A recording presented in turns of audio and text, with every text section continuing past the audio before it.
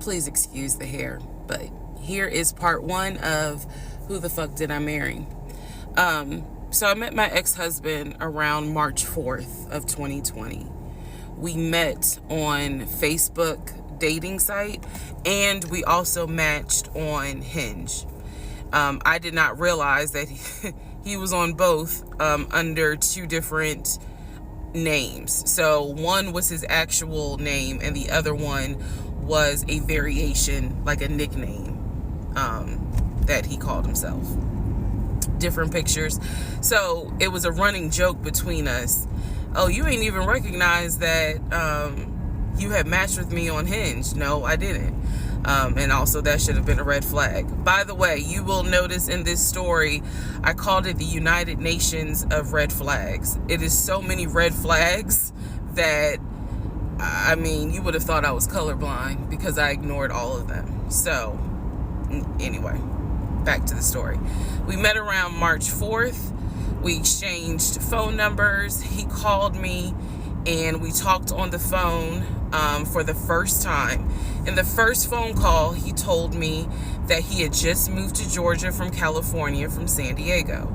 His job had transferred him because he was being transferred in as the new regional manager for a major condiment company that is based here in Georgia. I'm not going to say the name. And so we also talked about his childhood. He told me he grew up in Philly. He's from Philly. Both of his parents were deceased. This is the first phone call. Both of his parents were deceased. His father was a Philadelphia police officer. His mom was a teacher. He also told me he briefly lived in Augusta with his family. He had 2 brothers and 2 sisters. He also had 2 half-brothers on his dad's side. First phone call. So I'm just giving you guys the backstory. This was the first phone call we had. So we talked about family. We talked about friends. We talked about our jobs. At the time, I was working at Georgia State Patrol. And he knew this, and he just thought that was like, wow, so you work with troopers all day. Yes, I did. Also in that phone call, he explained to me that he used to play football. He explained that he used to play arena football. I know nothing about arena football. I know about NFL. I know about college. Go Dogs. But I don't know anything about arena football. So he explained to me that he used to play arena football. He used to work at Apple in the off season of arena football. And I remember thinking on that phone call, oh, okay, good for you. I don't know anything about arena football. And I believe I did tell him that. I don't know anything about arena football.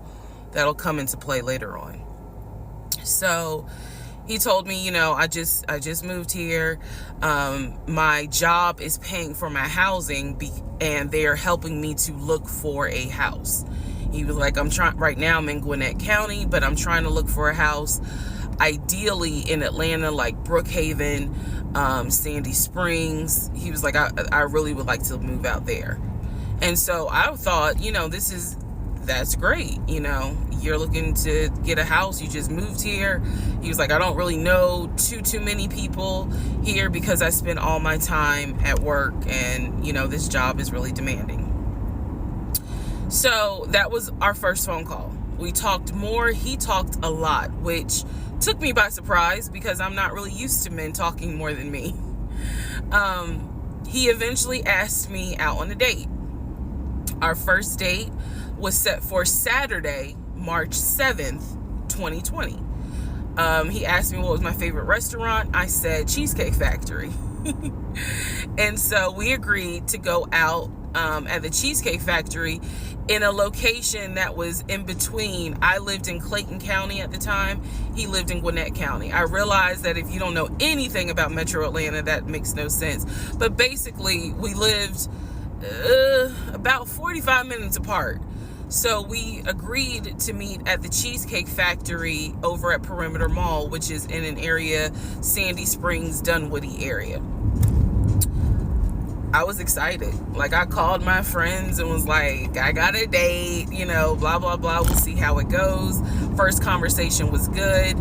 Hopefully he looks like his pictures, because, you know, that's always an issue with online dating. Hopefully he looks like his pictures. So on my way to our date, I took 285, and literally right before I got to Boulder Crest, the exit for Boulder Crest, I heard a boom, and I lost control of my car. Thank God that well, not thank God, but I knew what to do. So I did not crash, but my tire blew out. So I called him and I said, hey, I'm so sorry, but my tire just blew on 285. I'm slowly making my way off the exit. I believe I pulled into a Chevron gas station. And I said, you know, I got to get this fixed. I don't know what to do. Like, I'm a damsel in distress kind of thing. He kind of paused. He got quiet, and he was like, you know, tell me exactly where you are. Drop your pin. So I dropped the pin, and he came to the gas station. Came to the gas station, got out the car, and I was so relieved that he actually looked like his pictures, that I was like, oh my God, he's actually attractive, because he's like 6'4", 6'5".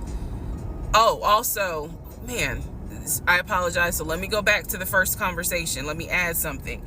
He did tell me in the first phone call that he was divorced, and that his ex-wife, she had 2 children, a boy and a girl, who were teenagers, young adults. I think the girl was about 20. And he said that he had a very close relationship with his stepkids. But that he and his ex-wife had divorced because she cheated on him out in California. And so coming to Georgia was a new beginning for him. She was still out in California. The kids were still out in California. And so, you know, he was like, I can't stand her, but I still want to be in the kids' lives. I have to put that in there because that will come back later. So this is just setting the stage. Again, that first conversation we talked about family, job, friends, how he ended up in Georgia, me being in Georgia, the things that, you know, I would think people talk about in the first conversation. All right, now back to the tire blew out. So he shows up to the gas station. He changes my tire, which I just thought was the sexiest thing in the world. And then he proceeds to say, hey, I found a tire place around the corner. You need to get another tire. Like, you can't drive on this donut. So he followed me to the tire place, and then helped me get a tire, paid for it. So I was definitely like, wow. And so the vibe was good. So anyway, I get the tire fixed. We follow each other to the Cheesecake Factory over in Perimeter. We hold hands walking into the Cheesecake Factory. So in my mind, I'm like, this. Oh my God, I had butterflies. That's the look of a woman who had butterflies. So I had butterflies.